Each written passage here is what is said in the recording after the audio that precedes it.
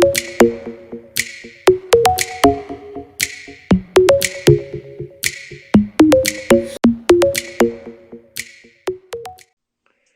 How's Seth, it going, how are you? Chris?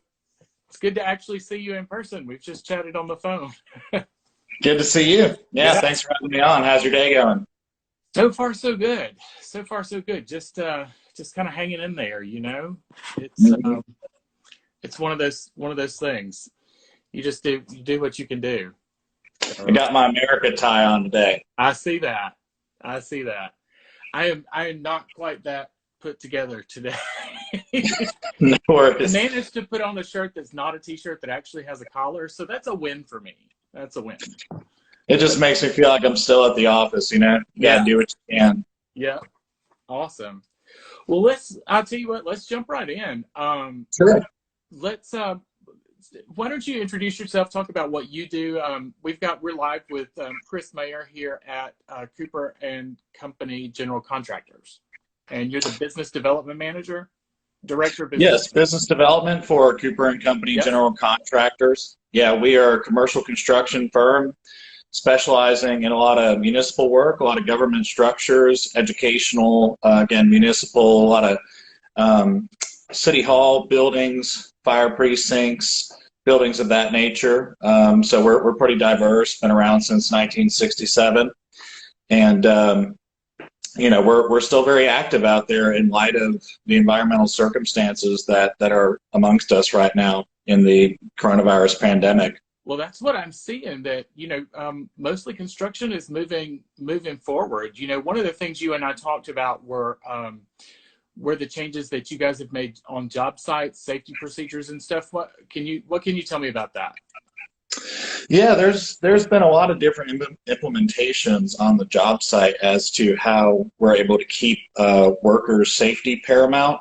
Hmm. We have been able to utilize a lot of different measures as far as hand washing stations. So making sure that hand washing stations and the general guidelines that had been put forth by the CDC and OSHA and different entities of that nature, they have done a lot more sanitization of the highly trafficked areas to include a lot of the mobile toilets, the porta potties. So there's handrails, different areas that workers can be supplied with that have different sanitization elements in there, Hmm. bleach and different based chemicals that they can put in sprayers. And there's even just the general guidelines that everybody's right about now following. I think we're, the social distancing, 6 foot measures. You can use cones. You can use different pieces of tape around the job site to ensure that everybody's keeping that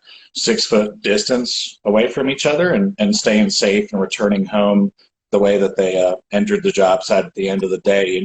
There's even a lot of measures that some construction companies and different engineering firms and such are taking place, which is doing digital thermometer tests to the forehead. It's a little less invasive than doing a traditional temperature test, just to ensure that during even different times of the day, no fever symptoms have taken place. So that's been one of the measures that I've heard has been very helpful. Wow, that's great. That is great. Yeah. What about how this has changed the way that your side of the business? How are you? How has all this changed the way that you guys work and the you know not just the job site but beyond that? Yeah, there's been a lot of different changes.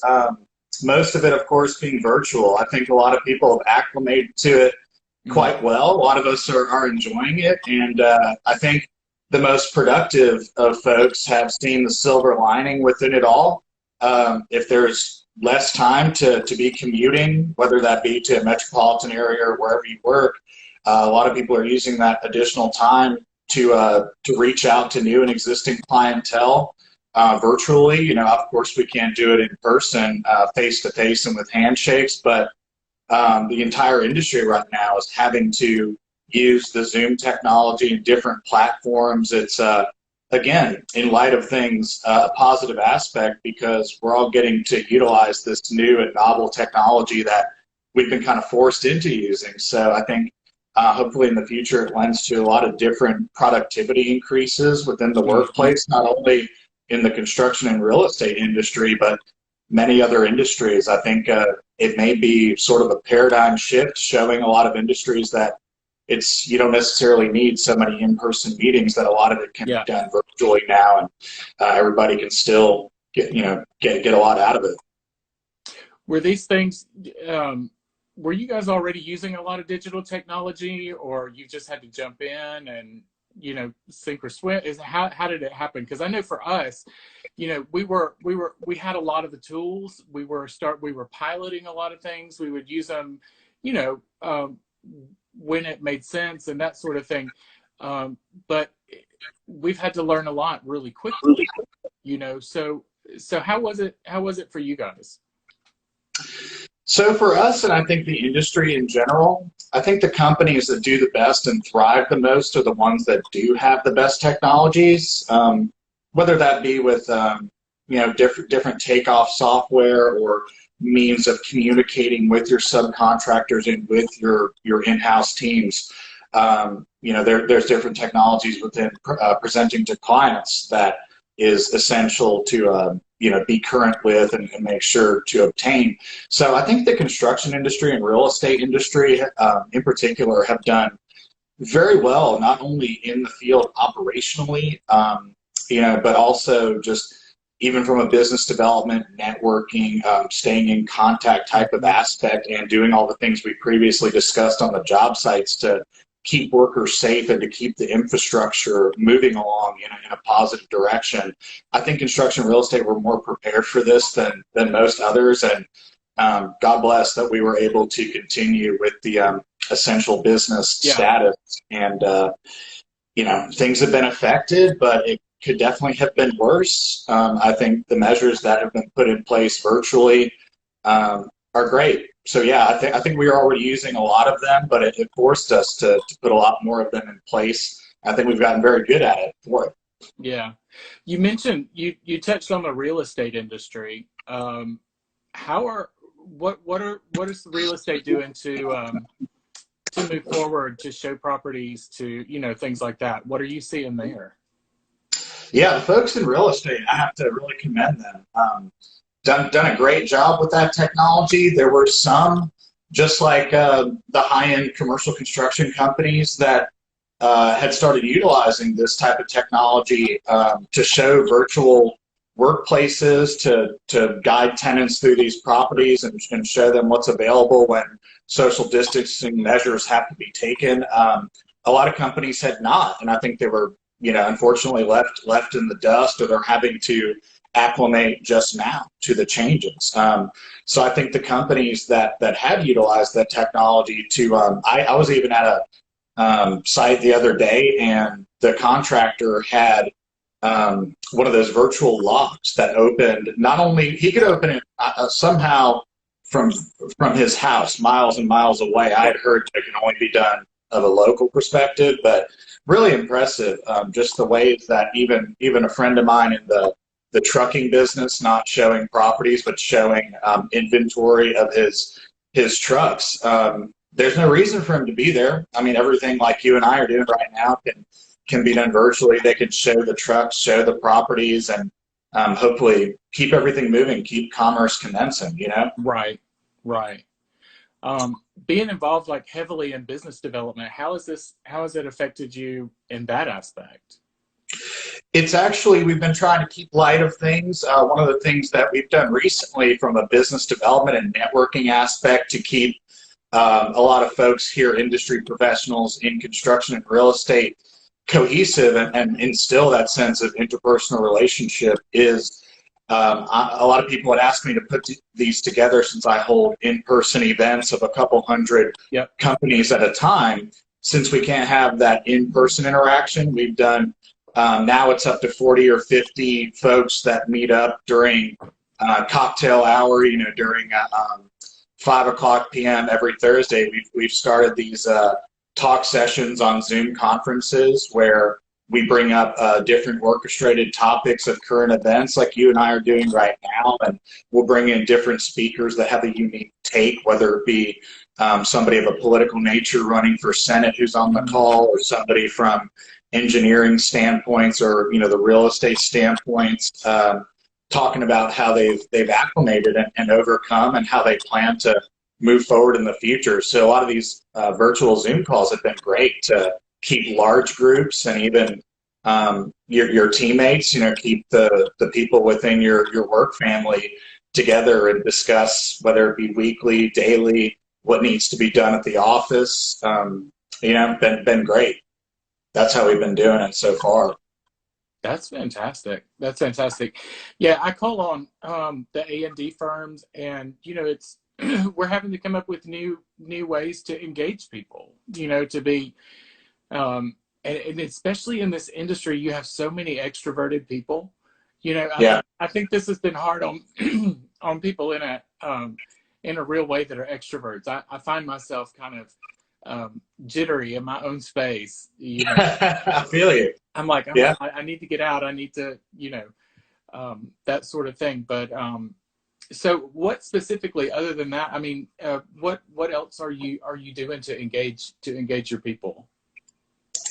Just with the additional time, I suppose, of not commuting and going to lunches and things of that nature, and not being able to visit clientele at their physical offices, I think it's imperative. A lot of the companies I've been speaking to have been taking the time, and I've been taking a good bit of this time as well, to strategize in how to reach out to your clients virtually. And if you don't have a large LinkedIn audience, or I think it's imperative to grow it and keep that professional network strong, so that during times like this and moving forward, I've been successful in reaching out to people via phone call, email, LinkedIn, and just catering your strategy and approach a little bit differently. We all have to be empathetic during these times, what's going on, and hear the different perspective as to maybe this person's being affected negatively, or their industry is actually on a more of a boom.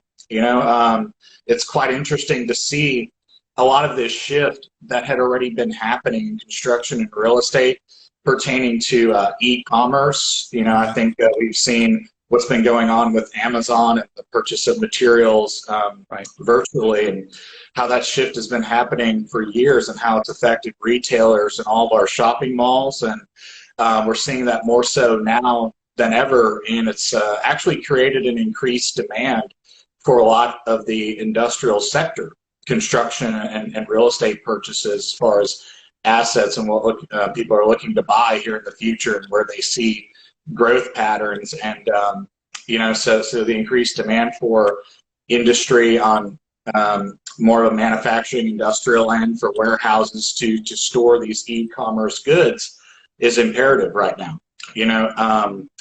I think there's going to be a lot of changes that happen. Even possibly they're looking at possible changes in the educational university higher ed system because of this shift to e-learning. They're probably going to reassess how much of this can actually be done virtually now.